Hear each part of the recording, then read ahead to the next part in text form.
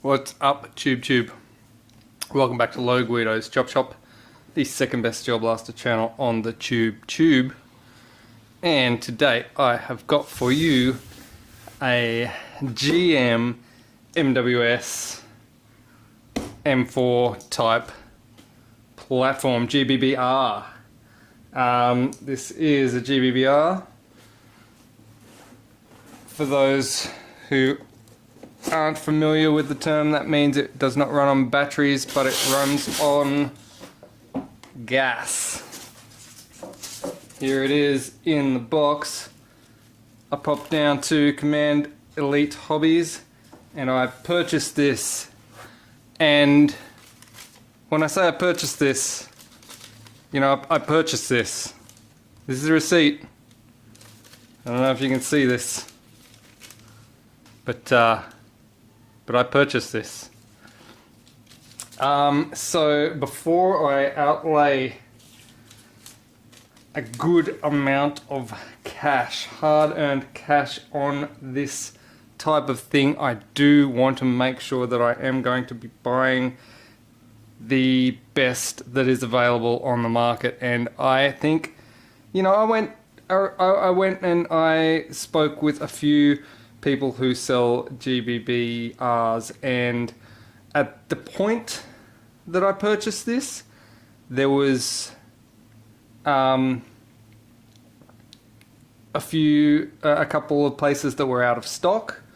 Command Elite Hobbies had stock of this. They also had the GE, which I played with, and look, I wasn't particularly enthused by the quality or lack of quality of the GE, so this is what I went with. And I went with this by my own choice because I did play with some of the other stuff available, and I did feel that this was the best place to put my money at this point in time. I mean, there are others that are allegedly coming to market soon that I haven't tested or seen yet, and were not available for me to look at, so it is what it is. This is the one which I decided was the best one to get at the time. So that being said, let's get it out of the box. Alright, we've got the magazine here, we've got the lower here, we've got the upper here, and as you probably can well see, there is indeed an upper and a lower.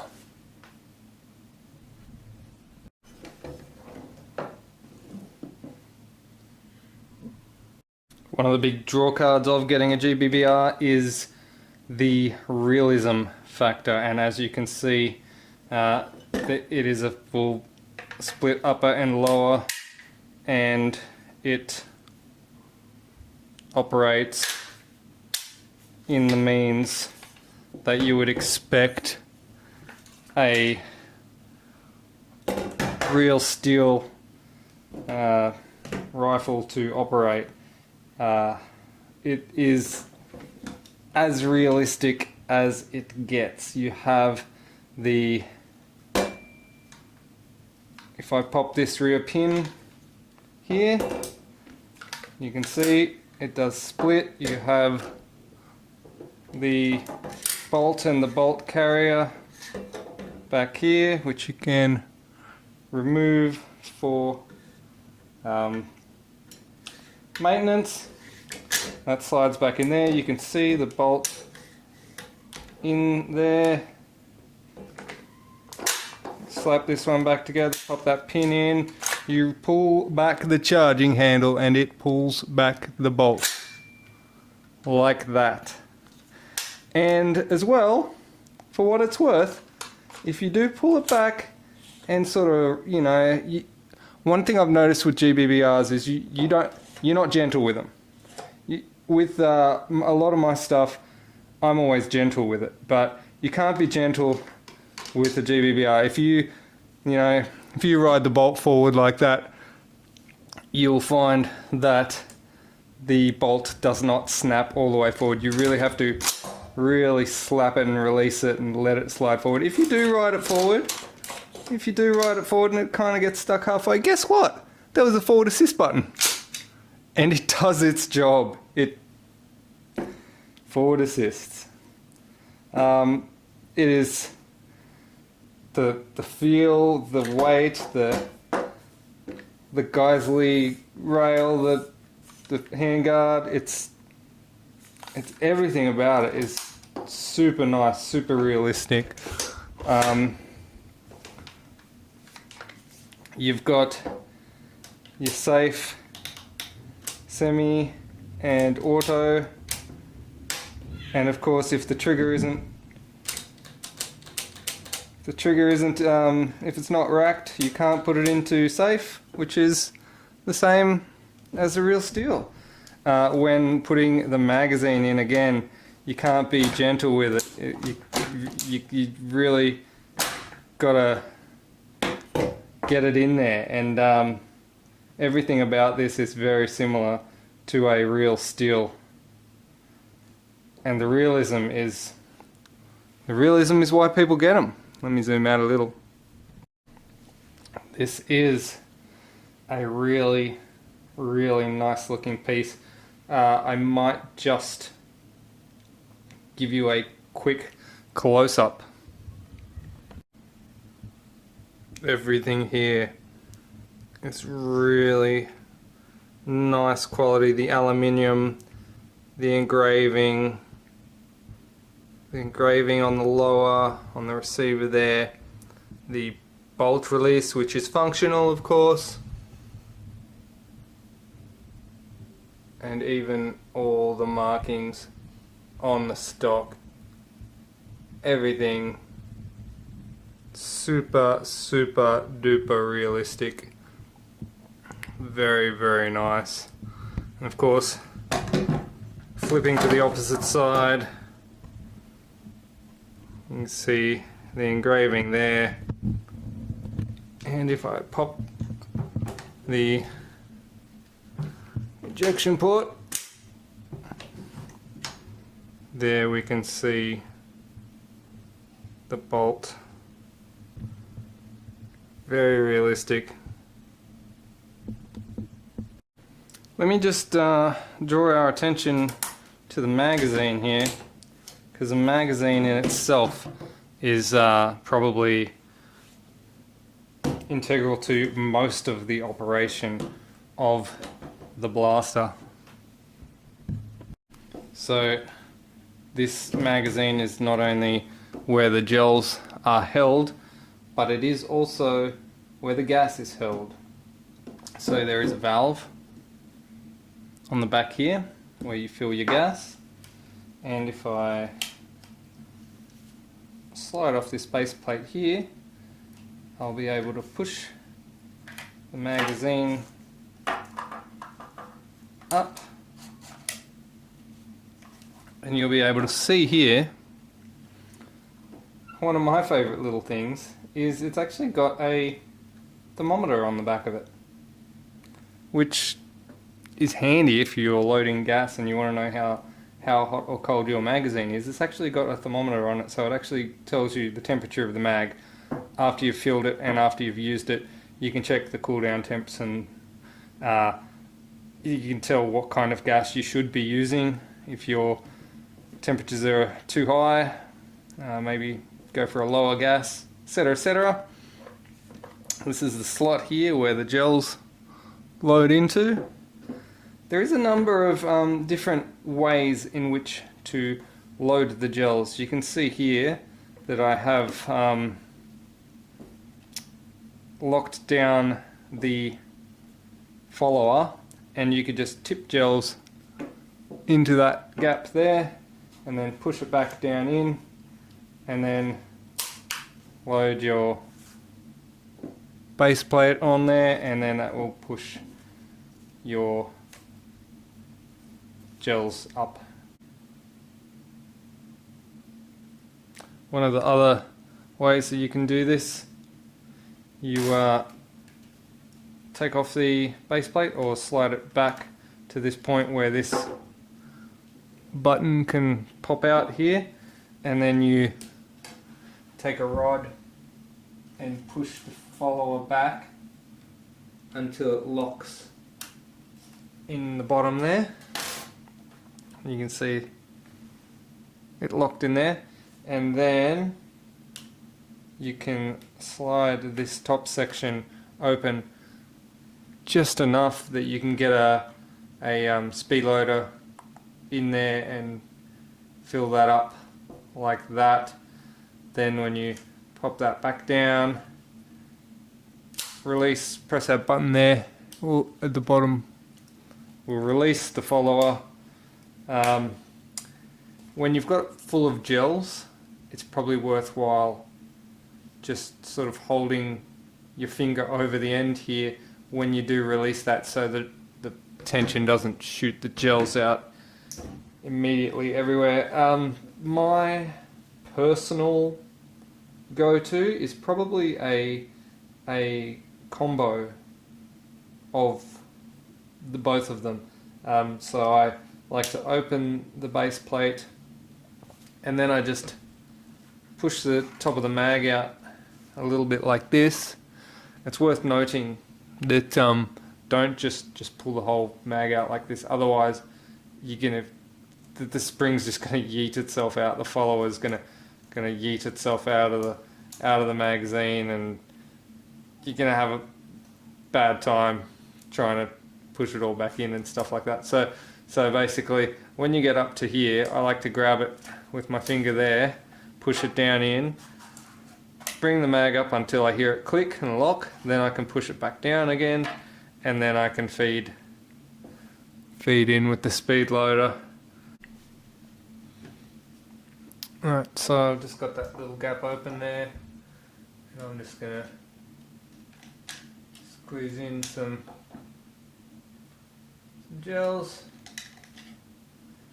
I'm using just a speed loader that's 3D printed. I do have a proper one somewhere. Works a bit better than this one, but I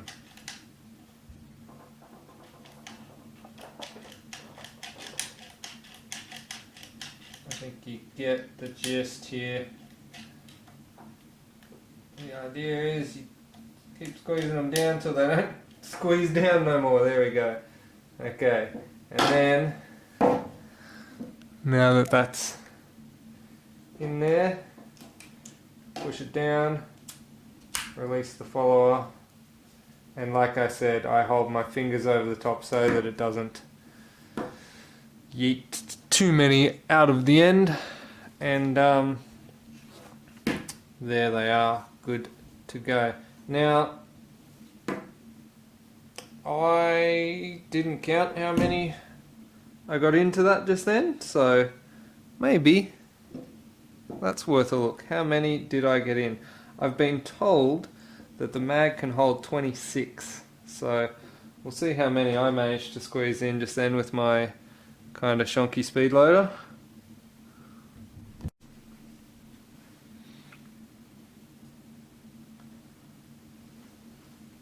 Alright, let's see.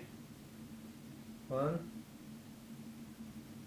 2, 3, 4, 5, 6, 7, 8, 9, 10, 11, 12, 13, 14, 15, 16, 17, 18, 19,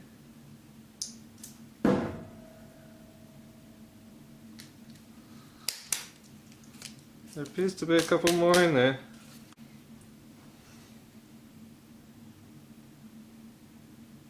$20. Now,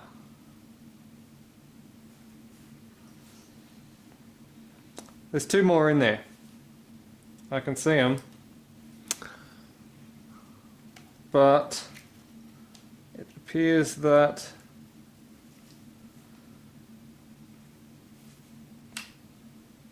the follower has kind of wedged these last 2 into this lip at the same time. There we go, and they didn't get through. So there's probably some room for improvement on the follower profile. But 22. Those last two just shot across the floor. So there was 22 in the mag, and that was without trying to squeeze them in. I reckon if you practiced a bit and yeah, just optimize your loading technique and everything, you could probably fit a couple more in there. I think the quoted number of 26 is not unachievable, but I also believe that there is some improvements that can be made here. Let's take this mag apart again. Gonna, again, as I said, make sure you grab the follower, otherwise it's going to fly out and you're going to have a bad time. Although, in this case, maybe I will let it fly out. Maybe I will take it out and just let's have a look. There's the spring there. There's the follower. So the follower is actually quite long. So, you know, if this was a little bit shorter, you could probably squeeze a few more gels in there. Also, the follower profile is very flat on top. I think having an angled profile on the top would aid the feeding. This hole here in the bottom is actually what locks into the bottom part of the magazine, just there. If you can see that little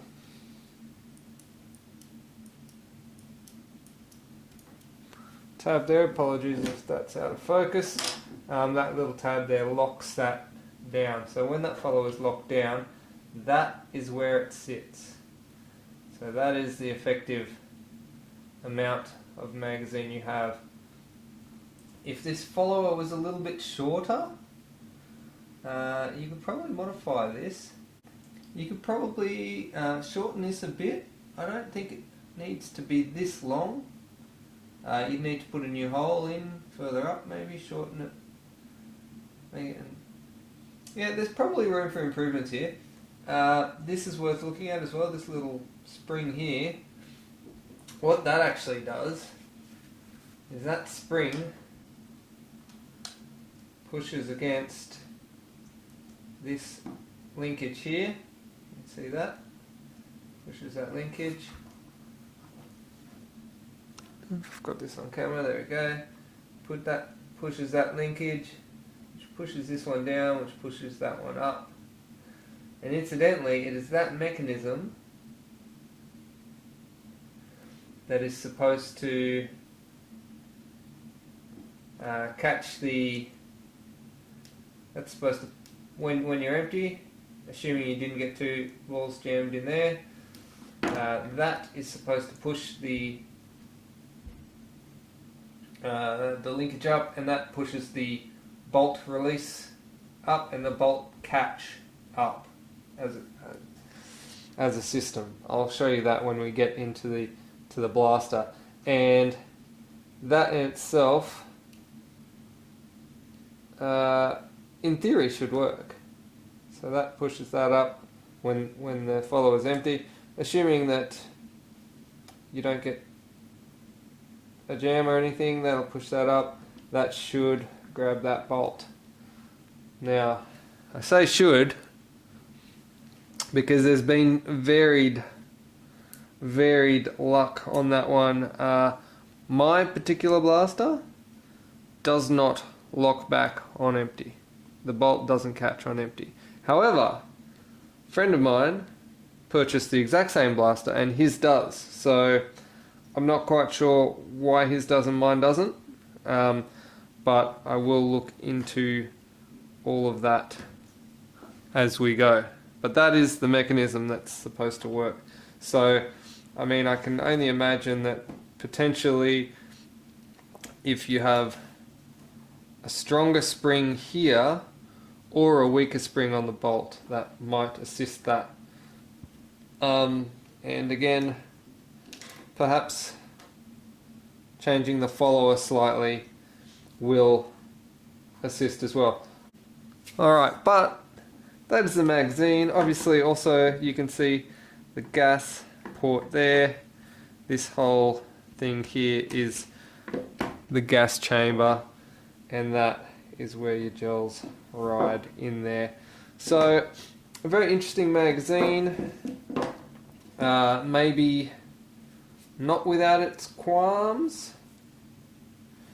Maybe these lips could be improved, maybe this follower could be improved, I think. But other than that, pretty good little system. I'm pretty happy with it. I'm happy that it's not one of those ones with the tampon string hanging out the bottom. I didn't like that solution. It's a solution to this situation, but I don't believe it's the best one. I'm not even sure if this is the best one either, but it's certainly a neat solution and it does do the job. Alright, let's move on to the actual blaster. Alright, let's take another look at this blaster here. Let's specifically take a look at the upper. I'm going to remove the upper from the lower, and then we're just going to have a look at this upper. Now, to remove the bolt, we simply slide this out there. The bolt and the carrier are removed from the upper. Now I want to have a look at the barrel, because I want to see what sort of barrel this has. Now it's worth noting that this particular blaster that I have here is a stage 1 upgraded blaster from GM. So what I can understand is that GM have taken some parts of the action and replaced them in factory from new with upgraded materials such as stainless, like a better grade of stainless, and some slightly different materials in the trigger group and the bolt. I don't have an exact list of what parts have been upgraded and what parts haven't. Perhaps if someone from Commander League is in the comments, they can comment below what the actual upgrades are, but I don't have an exact list. Just looking at this bolt, I can see that there's a nice little roller, ball bearing roller top and bottom here, so when the bolt cycles it actually rolls on these bearings, which is nice. The bolt itself, I mean, given this is the first GBBR I've ever seen, I don't have a lot to compare it to, but it does look very neat. Like, it looks solid. It doesn't look like something's going to be breaking easily. It all looks fairly solid. The charging handle and everything looks true to real life. It's very nice looking. The trigger group I'd like to look at as well a bit later on, but for the moment I want to look at the barrel, because I just want to have a look, see what the diameter of the barrel is, because I don't know if that was something that might have been updated or not in this stage 1 upgrade, but I'll take a look at this barrel and we'll see what's inside it. So it's a couple of Torx screws there that I will undo, and that should get the handguard off hopefully, and then we'll be able to get to the barrel. So it is a T30 Torx head screw, both these here. So loosening that off hopefully should remove the hand guard. Oh, those bolts are retained. Are they retained? They felt retained when they slid off there. They clicked like they clicked into it. Oh, that's so nice. That's such a quality handguard. Those bolts are retained with detents. Oh man. I've never seen that before on a handguard. I've seen it in receivers. I've never seen it like that on a handguard before. That is so nice. That is such a nice quality handguard. For a stock thing, I've seen a lot worse handguards aftermarket. That is amazing. I love that. That is good stuff. And even the barrel nut looks really nice quality there. We got the faux gas tube. Looks like a couple of Allen screws holding that on, probably 2.5mm. Yeah, 2.5mm. Crack on with them.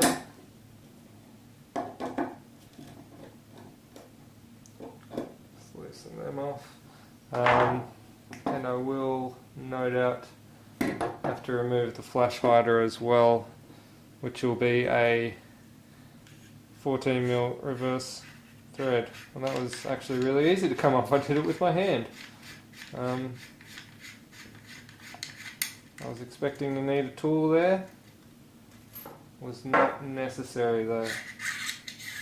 Alright, faux gas tube. Yeah, oh man. Even though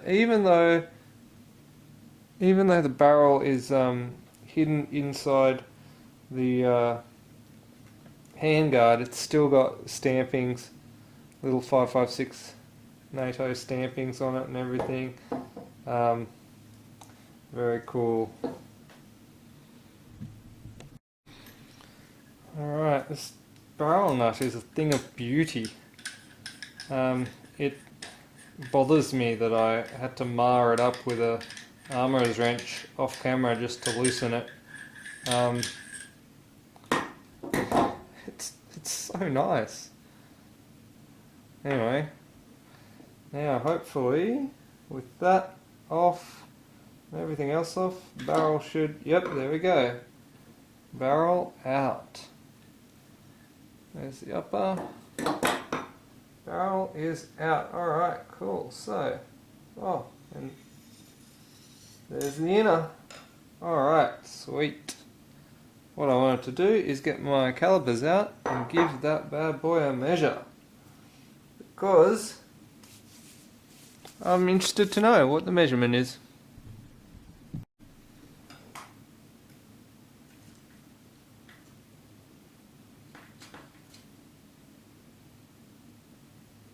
Well, 7.5.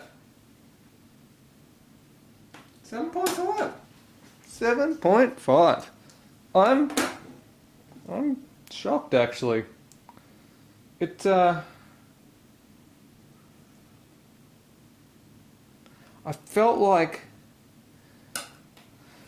for the power this thing's putting out, I felt like it was going to be tighter than that, but it is not. This is a 7.5 and it is how long?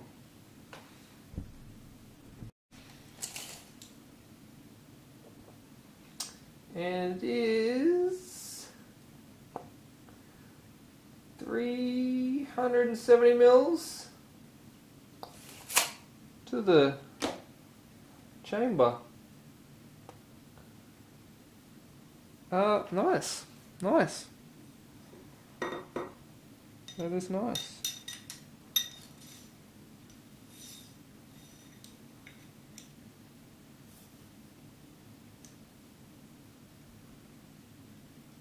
Does fit in there quite nice. It's fairly snug. There's a fraction of play in the end there. You could shim that with a can or something. Not bad though. I might actually do that while I'm here.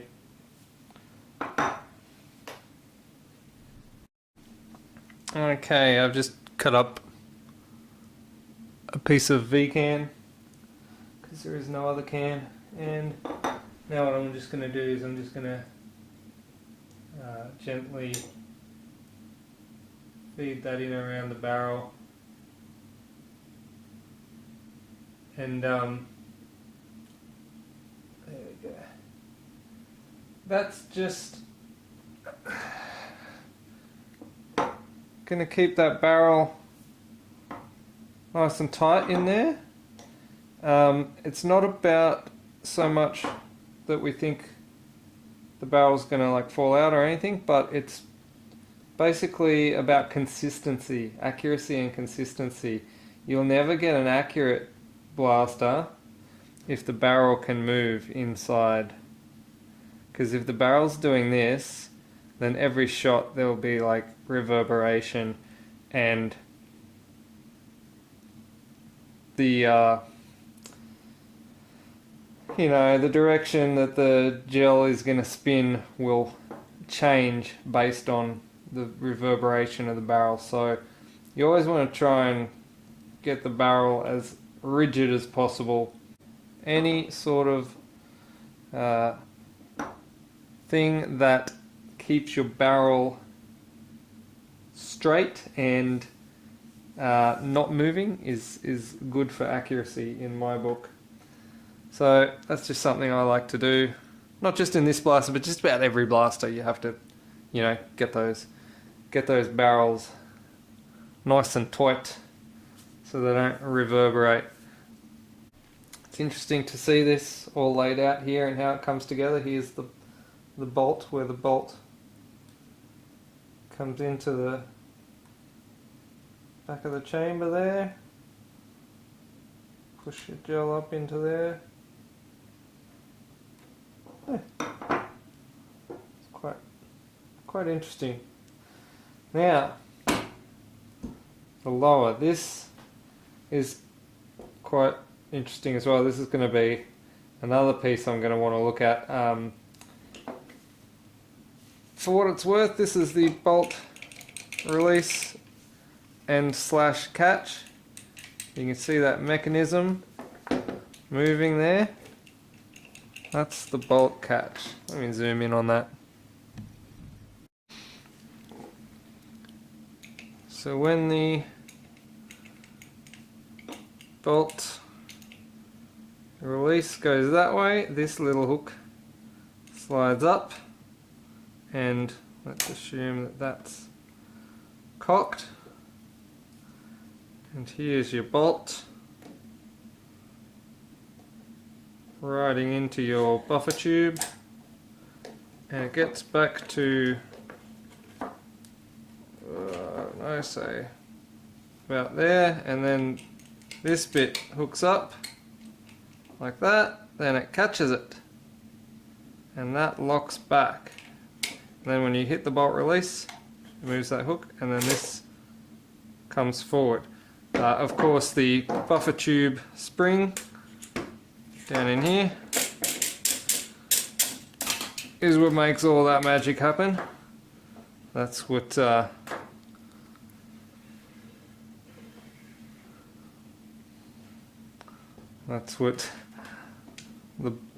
bolt rides back and forward on. But yeah, this hook, this particular hook here, in theory, when the magazine is empty,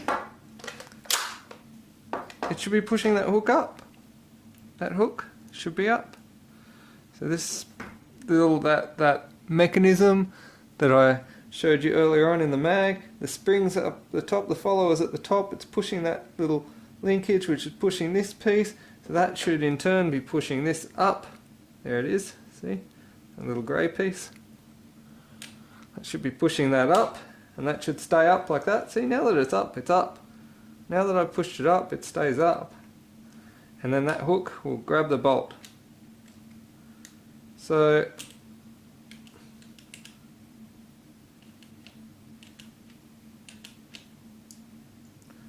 the only thing I can assume here, and I haven't looked inside this trigger group, but either the spring in the follower isn't strong enough to push this up,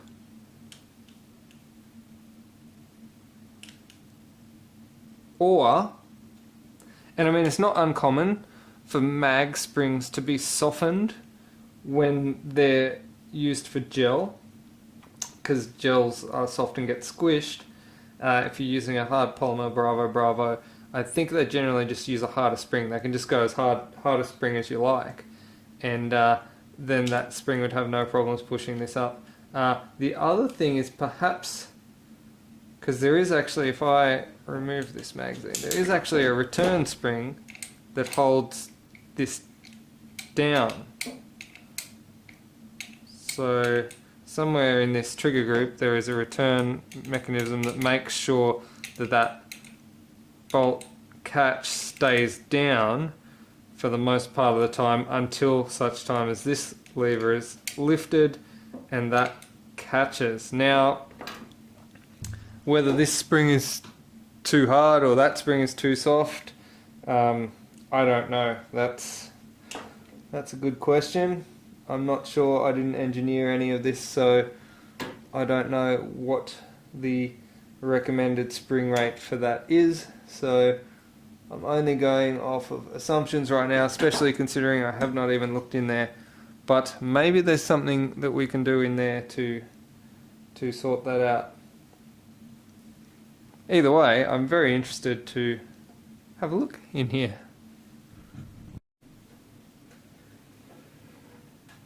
Did you catch the buffer tube spring?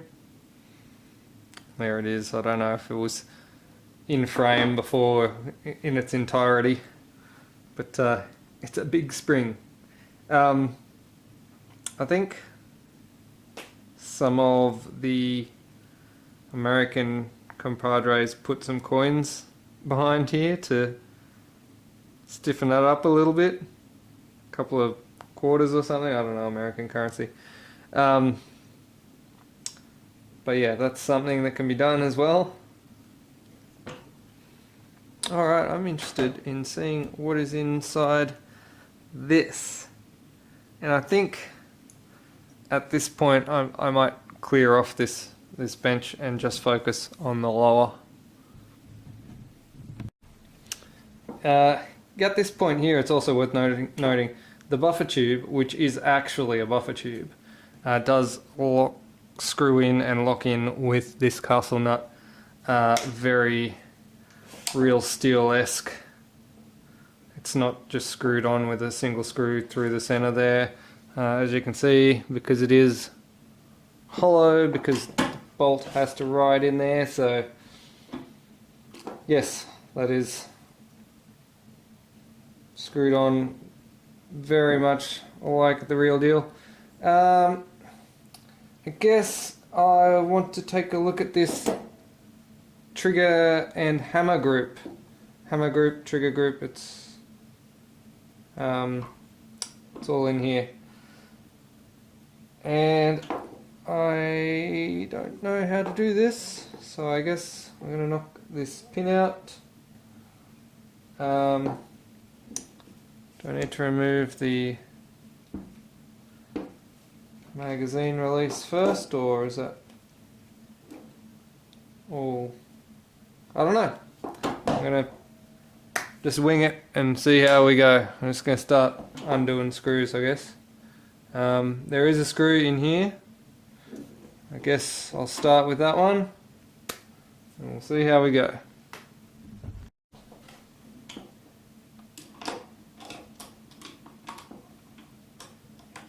Got Looks like it is a 2.5mm Allen screw.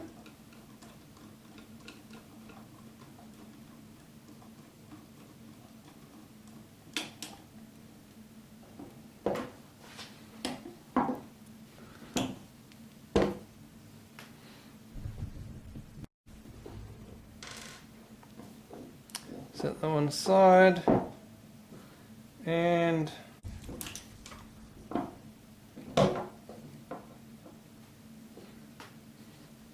right, knock that one out. We'll actually need there we go.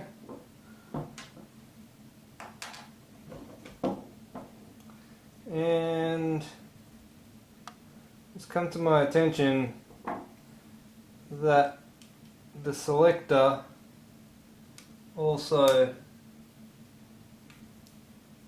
goes through here, so I need to remove that, and that is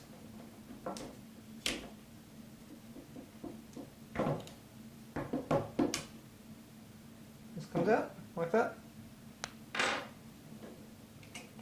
Alright, now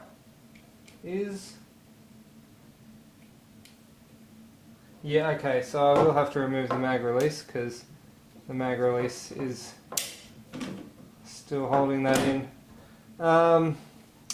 I've come across this type of mag release before, where I think you have to push it all the way through and spin it around like this to unscrew it. It's quite awkward to do. I'm sure there's probably a technique, but for now I'm just going to struggle on with it by pushing it through and twisting it. Now there is a spring obviously in here, so no doubt once this is unscrewed it's going to spring across my desk.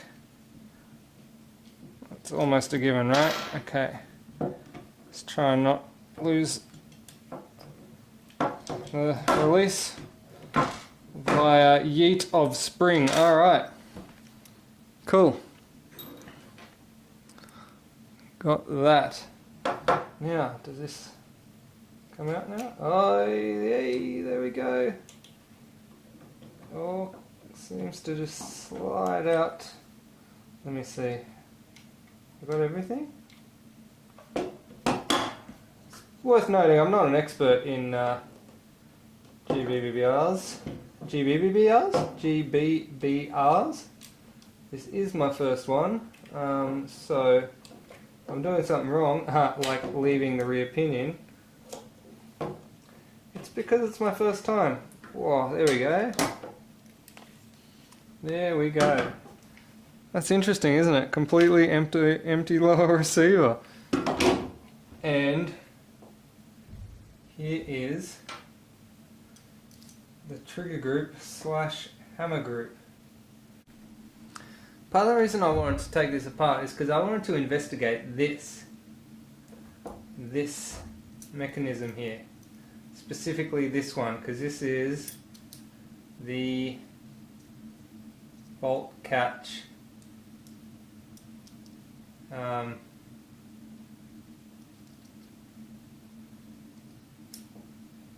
so when the empty magazine reacts on this, it should push that up and that should catch the bolt. However, mine doesn't, and I attribute that to being either the magazine spring is too weak or the spring inside here is too strong. So there's a spring there. I'm wondering if I can swap that out for a softer one. Oh, it's got GM on it. It's got GM stamped in it. Oh, also, I wonder if I can work out what material this is made of, and if there is indeed parts that are upgraded material. I'm not into metallurgy, so don't really know. The pins look like they're stainless. I don't know if that has any ramifications on anything. Anyway, I'm going to try putting a softer spring in here and see if that fixes my bolt catch. Now, the other thing is, this piece here, I mean, it's fairly well lubed. Wonder if the...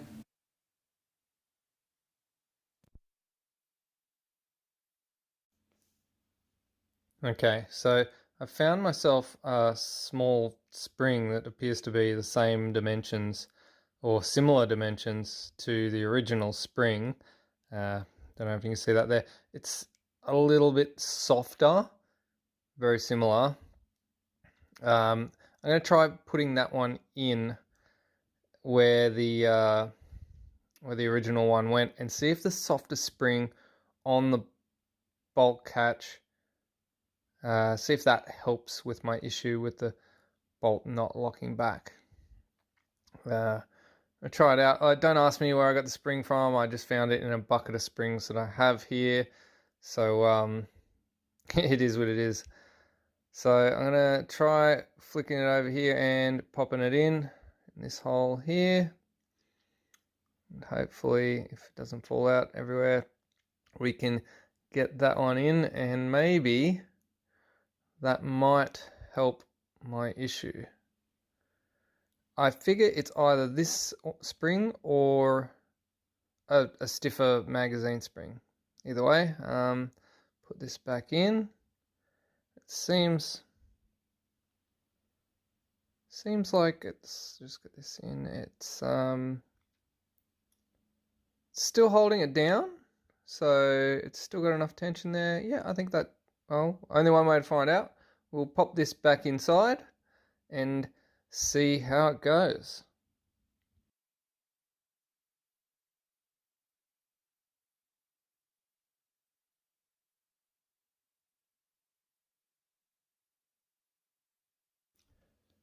When I'm putting this fire select back in, I notice there's a detent there that holds it in, or holds it out in this case. So I'm going to have to push that in. I'm going to use a plastic tool so that I don't scuff anything up. Just push that back in and clips it back into place nicely. And like I said, this tool's pretty good. Don't want to scratch it up, don't want to mar any of the surface. And that works as intended. Sweet.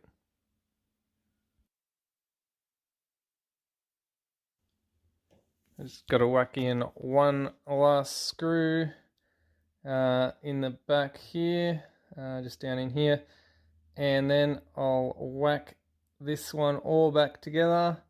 Bolt release seems nice. It's not too stiff. Should hopefully do the job. Putting the mag in now just to test it, and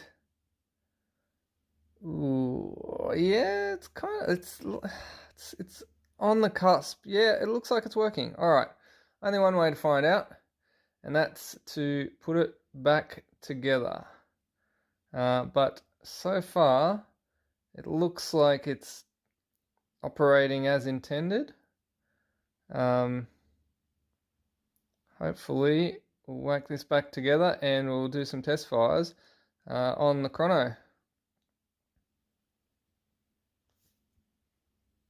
Now, off camera, I've done a little bit of tuning.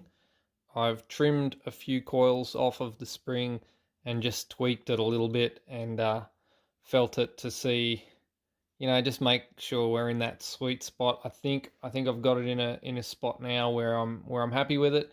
It's not too little tension on the bolt, on the bolt release, but it's enough to return it, but still also get actuated by the magazine spring as well. So I think I'm in the sweet spot. Trial and error with these things. All right, we're all back together now. Put the soft spring on the bolt catch. Hopefully that will help with the bolt locking back on empty. I realize I've done this video a little bit ass about. I usually would chrono things first and then take it apart, but I got a little bit excited and I just wanted to see what was inside this and how it all worked. And let's take it to the chrono now. Alright, here we go on the chrono.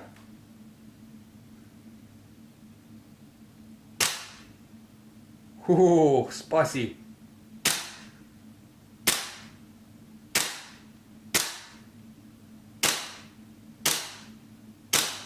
You can see as the mag cools down, you get a bit of that drop.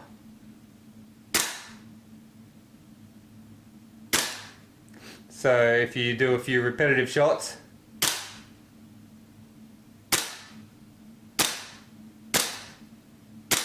you might get a drop.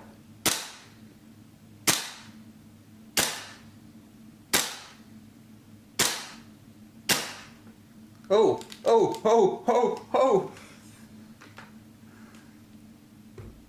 I don't know if you can see that. Can you see that? Wait, wait, wait. I'm excited. Look at that. She locked. She locked. Boom.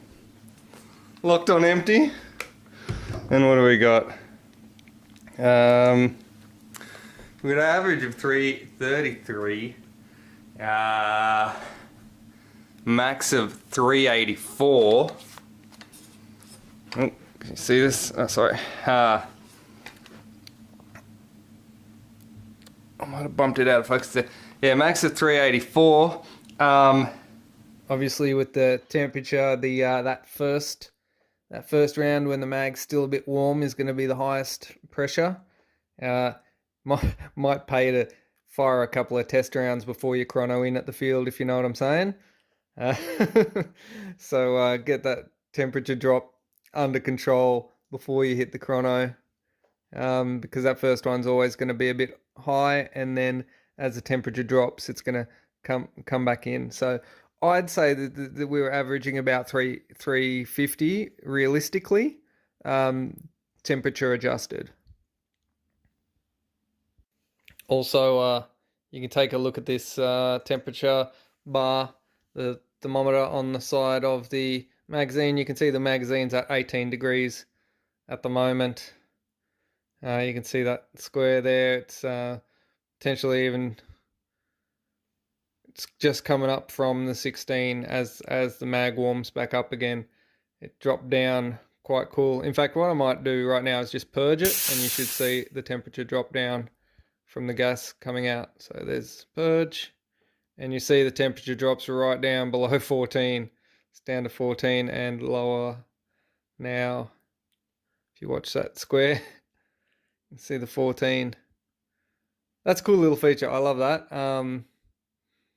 It's a cool thing to have on the magazine. What I might do now is just warm it up in my hands and bring it back up to temp, and you'll see the temperature squares come back up again. Here you can see as I'm warming it in my hands, even as I'm warming it, you can see that temperature coming back up. Slowly, but surely, definitely creeping back up. You can see those numbers creeping up. Up to 16 now, heading up to 18.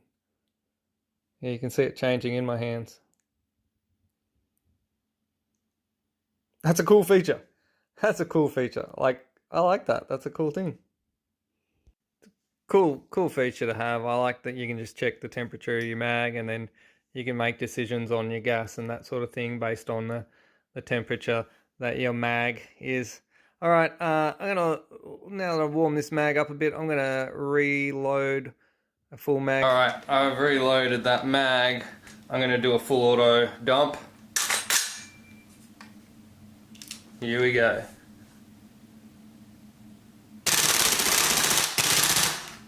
Woo! Don't forget, as I was talking about previously about the cooldown on the mag, when you auto dump you will get quite a lot of cooldown. So your last shot, 269, 280s, drop down to 300s when the mag gets cool. Also keeping in mind, this is today, it's a particularly chilly day, so the cooldown is probably a bit larger. When I was at Urban the other day, it was quite warm, quite humid, and this thing was topping 400s. It was not field legal.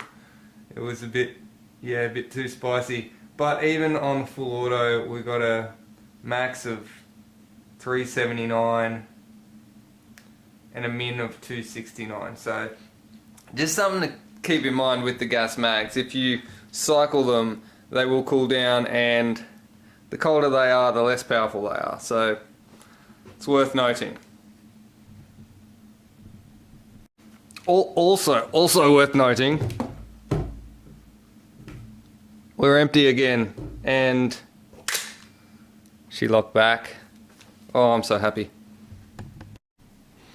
Alright, well, that, man, it's fun. It's just fun. I get it, right? I get it. The mags are very expensive because they're gas mags. The whole overall package is very expensive, but if you're going for like a realistic feel with a good solid recoil, I mean, this thing kicks. It kicks like a 22. Like, it's nice. Everything about it is accurate and realistic. If you're going for a realism thing, I mean, who cares if you're getting thwarted by Christmas kiddies with Gen 8s and drum mags? You're having fun. You're having fun doing your reloads, dropping that bolt, popping it. You only got 20 rounds. Doesn't matter, man. It's fun. It's so much fun. My only gripe, and I guess this could probably be tweaked with gas, is it's a little bit hot for the field. I'd probably need to. I'm running 14 kilo gas. This is the one. And maybe on a hot day I'd probably drop it down a little bit to keep it within field limits. Given that first round out of the mag is always going to be quite pressurized, so you know it'll level out once you've cooled your mag down a bit. But yeah, I haven't really had any good field time with it, because when I went to the fields it was just a little bit over, so I couldn't actually play with it. But man, is it fun just mucking around. If you were into milsim or simulation, you want to simulate the real deal, this is it. And like I said, I played with the GEs. I've seen the WeTech, and like, you know, I chose this one because it just feels like it's better quality than all of the others that I've seen, honestly. The quality of this handguard is beyond belief. I can't believe how good this handguard is. It's worth noting, I paid full price for this. I am not getting any commissions or props or anything from Command Elite. I just went in and bought this because I wanted it. Yeah, this, oh, man, it's fun. That's all I could say, man. It's fun. And a lot of people are going to say, why would I pay that much money for something that I can't really only hold 20 rounds or or 25 rounds, whatever. It was like I could put a drum mag in with 800. I don't know, whatever. They don't get it. Like when you use it, you get it. I don't think you can have an opinion until you've used one of these. You have to use one and feel it and action it, cycle it, go through all of the process. Having said that, like, okay, the filling of the mag is, look, I've got my process and I can do it pretty quickly. Like, I'll show you my process right now, in fact. Grab the mag out, I drop the base plate down, I grab the follower, I hold it down with my finger, I rip it up like that, and then I place it down like that. Let me just grab my speed loader.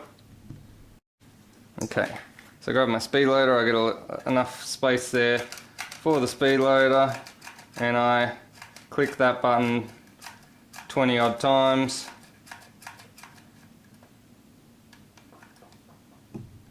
Alright, it's starting to pop out now. Squeeze one more in, I can squeeze one more. I didn't count how many I've actually got in there, but I might just try and squeeze one more in. I could probably squeeze another. But I'm not going to bother because I don't have time. Alright, then I hold my hand over this so that it doesn't flick out when I release the spring. Release the spring, and we're golden. Now, it's a little bit of a process, but with practice you can get that done pretty quickly. And there's no tampon string hanging out the bottom. There's no ugliness. It's a sweet looking mag. The process works. You get used to it.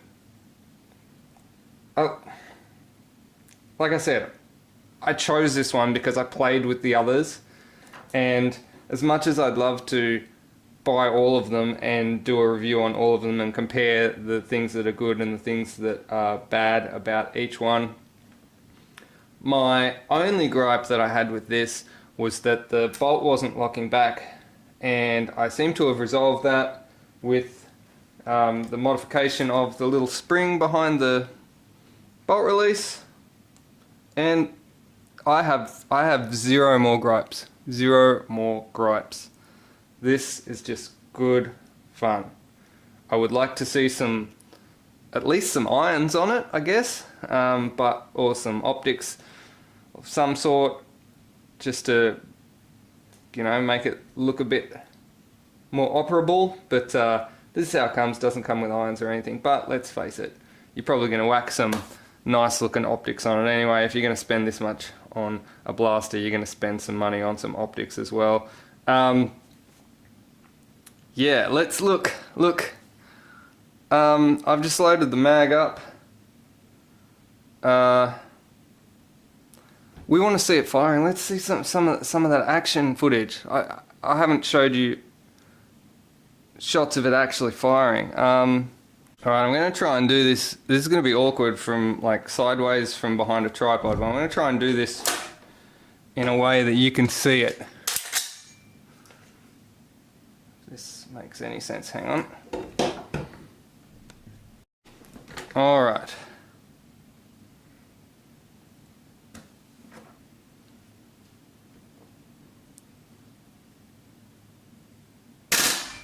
Oh, we're in full. Let's go to semi.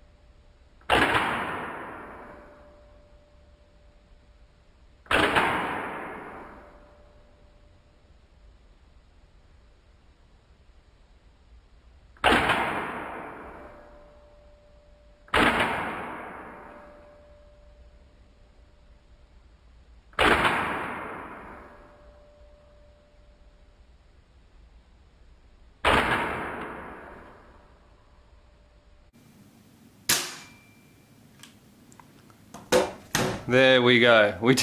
I did smash a couple of gels in that magazine, and that might have had something to do with the fact that I was firing it sideways. But the bolt's locked back. The magazine is empty. There is a crushed gel in the chamber. There we go. But having said that, in all the other mags I fired previously, I haven't had any feeding issues or jamming issues. So, like, I got almost no complaints here. But how good is that? Oh, by the way, bolt release. Of course you got to do that. You got to do that. Love the clicky clackies. All right. I hope you've enjoyed this video as much as I have. It's been probably, man, in terms of funness, this is the most fun blaster I've ever reviewed. I think this is like, it doesn't get any more, I'm lost for words. It doesn't get any more realistic or any more fun with the action than this. This is where it's at. It might not be, you know, it's not going to be Speedsoft competitive, might not even be field competitive, but you can still get out and have a lot of fun, or even just plinking around the home range. Heaps of fun. I found it's like, even though it doesn't have a hop-up, no hop-up, it's still pretty damn accurate across short ranges. Obviously, without a hop-up, long range becomes less accurate, but like, yeah, accuracy is not an issue that I've had, at least in the, you know, 10 to 15 meter range. It's pretty on point. I hope you've enjoyed the video, guys. Thank you for watching. I know it's been a long time coming. Don't forget, you can hit me up for a patch on FacePage. Just message me, say, hey, I want to buy a patch. That's how it works. I don't have any fancy store or anything like that. It's just old-fashioned message. Also, if you like what I'm doing and you wish to support the channel, you've already bought a patch, or you just want to, you know, buy me a coffee or something like that, just to support the channel, you can buy me a coffee in the link down below. Again, thanks everyone. I know that it's kind of getting longer and longer between my videos that I'm putting out, but the problem I'm facing is blasters are becoming more and more expensive, so it is longer and longer between videos for me. But again, I've enjoyed this. I hope you've enjoyed this too. Thank you for watching. Thank you for your support. Peace.